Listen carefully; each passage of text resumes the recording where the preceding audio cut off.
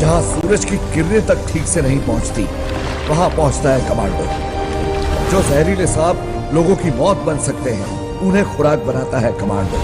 जहां आप जैसे लोग पूरी फौज लेके भी जाने से डरते हैं, वैसे इलाके देश को वापस छुड़ा के देता है कमांडो।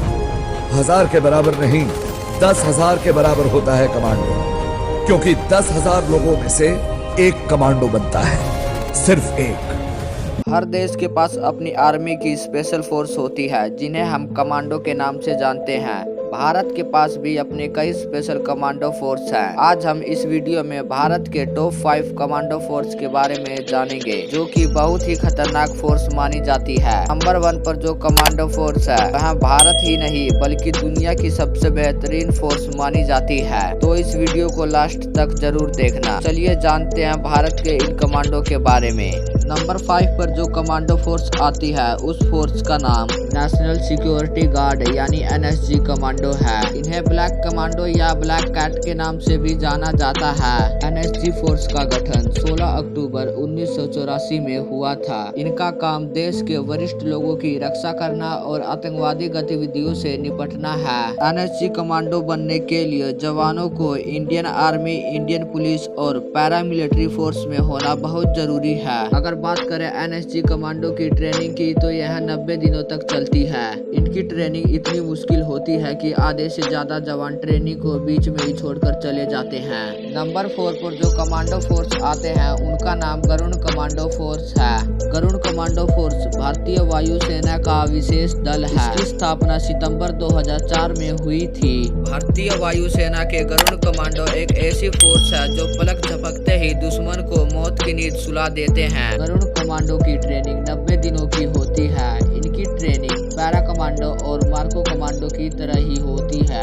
ये कमांडो दुनिया के सबसे खतरनाक हथियारों से लैस होते हैं। नंबर 3 पर जो कमांडो आते हैं, उनका नाम कोबरा कमांडो है। इस कमांडो फोर्स की स्थापना सितंबर 2008 में नक्सलवाद की समस्या से निपटने के लिए किया गया था।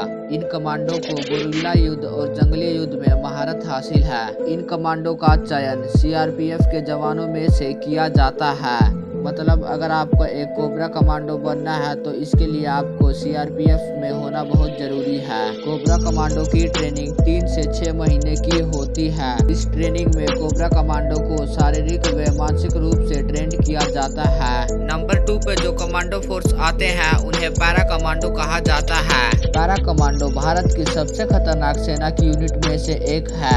इसकी स्थापना 1 जुलाई 1966 को हुई थी। इन कमांडो का मुख्य उद्देश्य आतंकवादियों से देश को सुरक्षा प्रदान करना है। ये कमांडो हमेशा अपने साथ पैराशूट लेकर चलते हैं। पैरा कमांडो बनने के लिए आपको भारतीय सेना की किसी भी बटालियन में एक जवान के रूप में शामिल होना होता है, जिसके बाद आपको पैरा कमांडो के अधिकारियों द्वारा सिलेक्ट किया जाता है। इनकी ट्रेनिंग भी 3 से 6 महीने की होती है। ट्रेनिंग के दौरान इन्हें अपने दिन की शुरुआत दौड़ के साथ करनी होती है। दौड़ते समय इनके शरीर पर 60 से 65 किलो का वजन होता है। इसी वजन को लेकर इन्हें 20 किलोमीटर की दौड़ लगानी होती है। अगर देश के ऊपर कोई भी आतंकवादी हमला होता है, तो यह कमांडो मात्र 15 मिनट में ही मोर्चा संभाल लेते हैं। नंबर 1 पर जो कमांडो फोर्स आते हैं, उन्हें भारत ही नहीं बल्कि दुनिया की सबसे बेहतरीन और सबसे खतरनाक कमांडो फोर्स में से एक माना जाता है। इन कमांडो फोर्स को मरीन कमांडो यानी मार्को कमांडो भी कहा जाता है। इसकी स्थापना फरवरी 1987 में हुई थी।